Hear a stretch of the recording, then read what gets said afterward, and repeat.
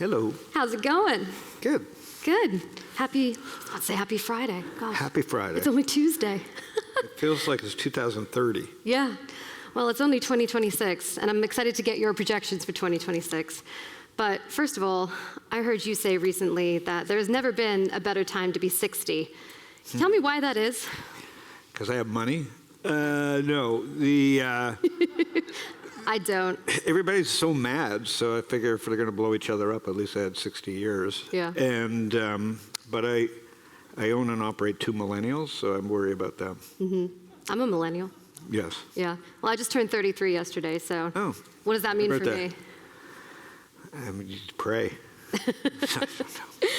All right, well, let's get into the degenerate economy because this is the phenomenon that you have been talking about for many years now. And for those not familiar, do you mind just giving a little bit of an overview of the degenerate economy? You have so hard to say 3 times fast, degenerate economy index. Let's talk a little bit about actually what it is before we get into some outlooks for 2026. Yeah, so when I grew up investing, they had sin economy. So it's not anything, it's just a word. Sin back then was how nice America was. It was booze and cigarettes. Mm-hmm. And here we are in 2026, and we've got sports.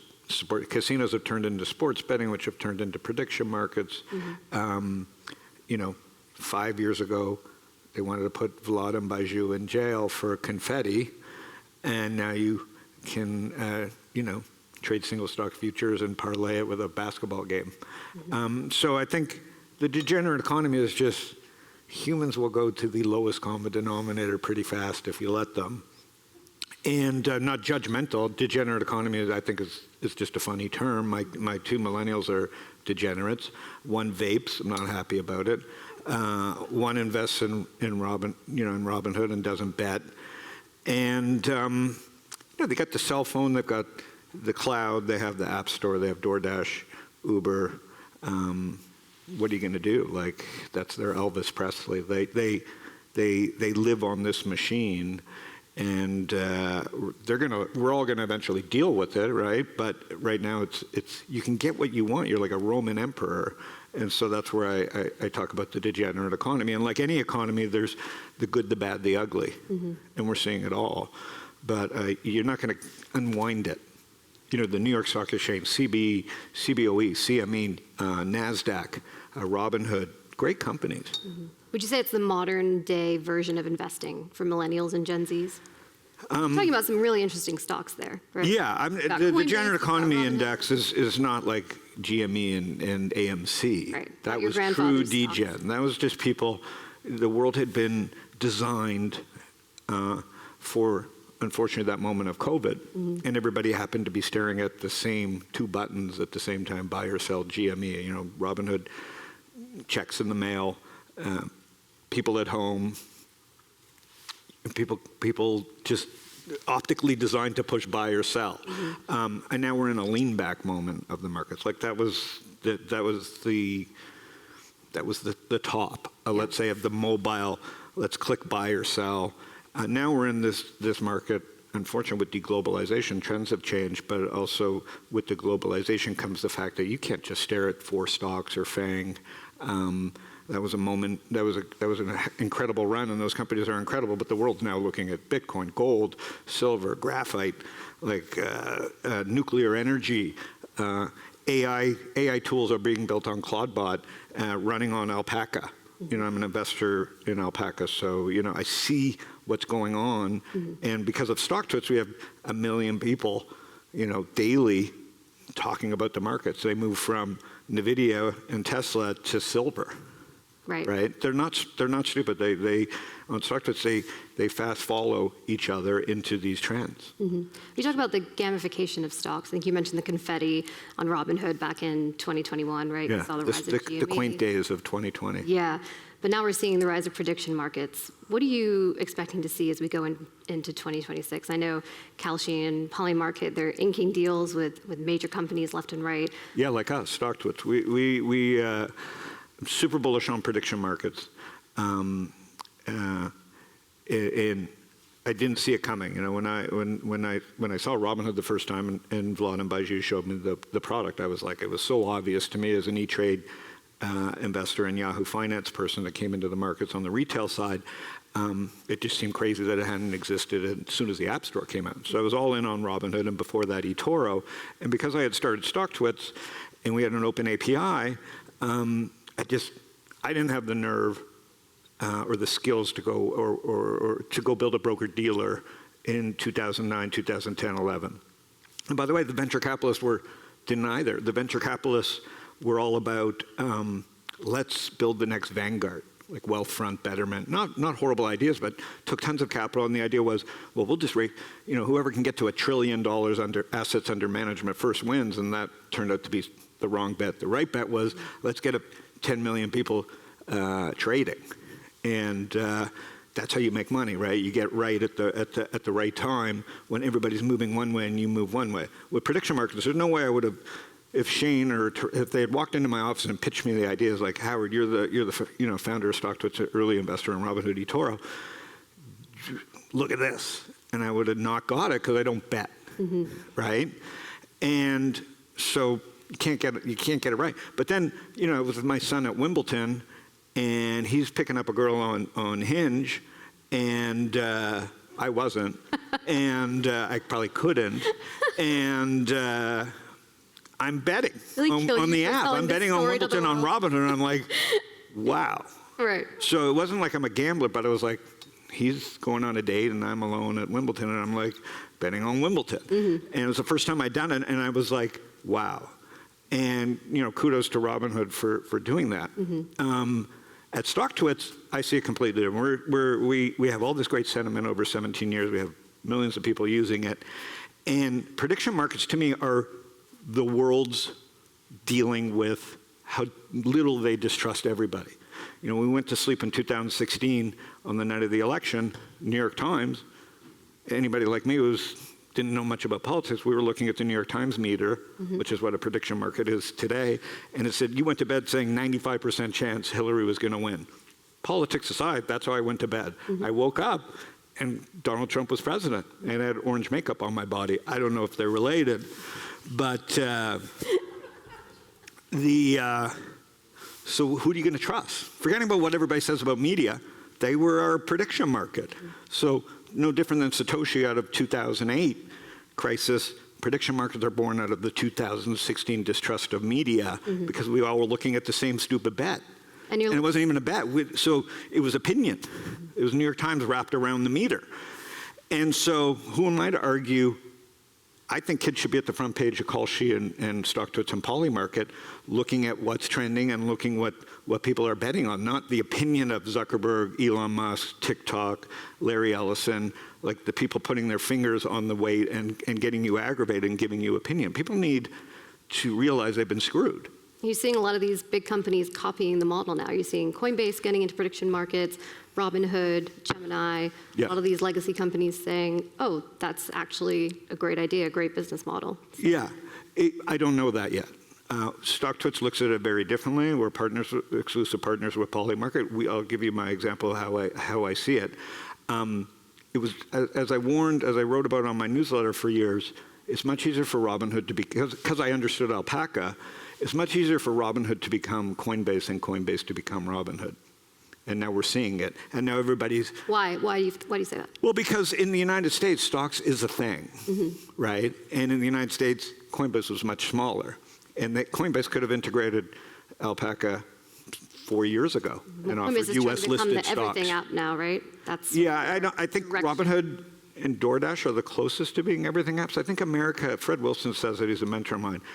Tencent, WeChat, those Chinese and Asians, the constellation,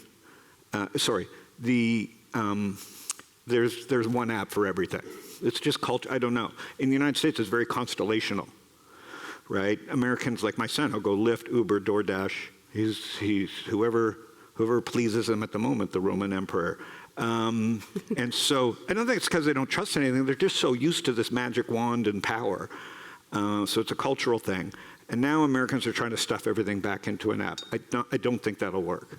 Okay. But everybody tries. It's the unbundling, bundling. As for prediction markets, they're media. Quick example. I could care less who's going to win the SpaceX IPO. What does it matter to me? But then I look at a prediction market one day, and it says Morgan Stanley has a 91% chance of winning the IPO. I don't know why I saw it, but that struck me as like, holy shit. I don't know if that's real or not, but it's a polymarket bet you can make. So think about the media implications and the unintended consequences, or how it changes behavior. So Morgan Stanley CEO probably walks down to the trading room and says, congrats guys, I don't know who did this, but like we've got a 91% chance of winning the IPO. Do not say anything bad about Elon Musk, or I will kill you. On the other side of the coin is Goldman Sachs, and their CEO walks into the team and goes, how the fuck did you lose the SpaceX IPO? You better get Elon hooked up. And so... I met him the other day. Did you? It's pretty cool, yeah. And are you having his baby? Just kidding. Isn't that the only reason he meets you? No, I'm not sorry. Elon. I didn't mean that. I met the Goldman Sachs He can do CEO. it without intercourse. So is that why they merged XAI and SpaceX? Sorry. So that was more a knock on him. So it changes behavior. Right. And we don't even know if that number that I saw was real. But so imagine on Stocktwits, we're partners with Polymer. Imagine on Stocktwits, we have all these people arguing about things that maybe aren't related to anybody else. So on Stocktwits right now, the most two hated stocks are CoreWeave and Palantir. You can argue if that matters or not. In a year, we'll be able to let our audience argue and make their own bet and say, in the next 30 days, will CoreWeave or Palantir be down more? No one else can make that bet except a couple 100,000 people on Stocktwits. Who does that help? New York Stock Exchange, Polymarket, our audience gets to do bragging right bets. You know, they're killing time. We call it speculation has become entertainment. We can judge it, that's where we're at. I've heard you say prediction markets are more like media than like... I think, obviously New York Stock Exchange doesn't think so, and that's great. I'm not going to be a degenerate bettor. But they can't tell you they're media companies because the valuations would be a tenth of what they are right now. Right. So I think it makes sense for them to be doing what they do to preserve their valuation, which is we're a financial business. No one wants to be a media company. I think there's never been a better time to be a media company. Only, depending on your valuation and how you do it. Look at Barry White's just sold for a couple $100 million building a business on Substack. And we distrust media. And along comes Polymarket and Kalshi. No one wants to admit that that's what it's like, but that's new media. Got to get your take on Bitcoin because we are at a crypto conference and it's tanking today. I think it's pretty fair to say it's down at 75,000. What do you chalk up the, I guess, lackluster price action and also maybe investors moving out of cryptocurrency into other areas of investment? Do you see any correlation, any pattern behind that? Any continuation as we go into 2026? Is Bitcoin going to be super volatile this year? What's your sort of outlook? It's still in your degen index. Bitcoin remains it's there. It's still, and it will always remain there because it's the thing. Okay. Right? Like the thing. What's the thing? I don't know. It's the thing that seems to survive. It's the scarcity of it. And I think Bitcoin just proves that the macro people are the people that believed in debasement and still do believe in debasement. That was their vehicle to express debasement and dissatisfaction. And as Wall Street does, if you like something, they will give you a lot of it. And so what they built was thousands of on-ramps for you to make a bet on debasement. So the supply of access dwarfs right now the demand. And it's always supply demand. And if it's fundamental, you got to be. That's money management. I don't have any true fundamental understanding of where Bitcoin will be priced, but debasement continues to be a thing. In fact, it's accelerating, right, with deglobalization. So you have degeneracy at the same time as you have deglobalization. The deglobalization bet is much bigger bet.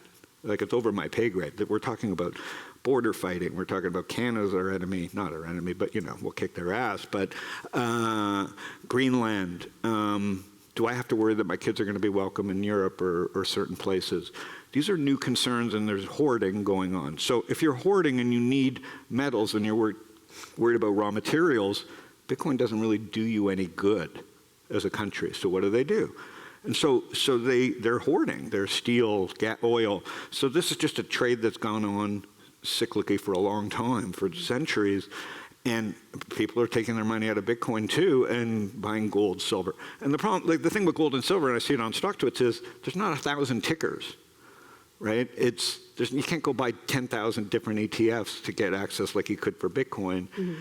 You got to go SLV or SIL. So like all that money just shot into precious metals because young investors are just learning that, there's other ideas besides just Bitcoin. So I think it's just this continued trade going on that Bitcoin led the way, and gold and silver and other things are catching up. And, I think over 10 years, Bitcoin's done much better than gold. So it just depends on what the time frame. Yeah, with Bitcoin, everyone always says you got to zoom out. Yeah, I think you have to zoom out because you do that with gold. People do that with gold. Yeah. So regulation. So we've gone from a very strict SEC head in Gary Gensler to a much more relaxed head in Paul Atkins, just in terms of red tape and letting the markets kind of do what they do. Yeah. What's your take on how that's going to be for the markets going forward? I know you've had some thoughts on that. I've listened to your podcast. Is it good for the markets and the economy to have this sort of just, I don't think you used the word free-for-all, but it's kind of sort of what you implied. You said, no rules equals chaos. I don't think that there's no rules, but I did interview the head of the SEC and the head of the CFTC last week, and their whole shtick basically is, the least amount of regulation, the most light touch as possible, but still effective regulation, but not over-regulate. Is that something you think will be effective as we continue with this administration? I mean, listen, I'm very biased here. Kramer on Seinfeld was like, yeah, no rules is chaos. He storms into the room, no rules, chaos. Funny, but it's true. I don't think Gensler was for, I don't know what the hell the guy stood for. And I'd say that as like, I'm pretty right-wing myself, but not just, I don't recognize either party, but I'm pretty right-wing. The eye for an eye type thing and rule of law. Rule of law number one. Like without rule of law, these people will be crazy. So you went from Gensler was like so arbitrary, right? And like you couldn't communicate to an over-communicative free-for-all. And I think if you have a free-for-all, people get pissed. Like in crypto, like you need some sort of like rules and behavior. And if people aren't going to behave, like with silver and gold, even though the SEC's not involved, the CME curbed your ability to leverage. They acted as some, whether you like it or not, there's some rules, and they acted as to protect people and themselves. And I kind of like that. Mm-hmm. I can trade against anybody. Like I'm not scared of that. But I think at a time when we've onboarded hundreds of millions of people through Robinhood, Alpaca, tons of companies, Coinbase, Kraken, Stocktwits, they deserve a fair shot, right? The Wild West, they're really great things to. I love Westerns. Settling of the West is an incredible, not recent history. And so crypto and all these things are the digital frontier. What made the West great was I wouldn't have been that first guy over. I'd said, listen, 10 you people go first. I don't need to be so rich. Let you guys go carve the path. So, the people that are dealing with crypto on the front side, they got the arrows in their back. I think at some point, we need a clear path so we can go settle that digital frontier. Right. And I think in the physical world, same thing. And we have an administration that doesn't seem to be playing by any rules with their own money and with their own circle of friends. And I don't know, I don't like that. I can survive in that world, which is why I say it's a good time to be 60. But the fallout from this is not going to be pleasant. And if we ping pong left and right, that's not good for any young person. We'll bring it full circle. It's a good time to be 60. It's a good time to be 33, hopefully. Peptides. I don't know there. Howard Lindzon, thank you so much. Thank you. Thank you all for listening.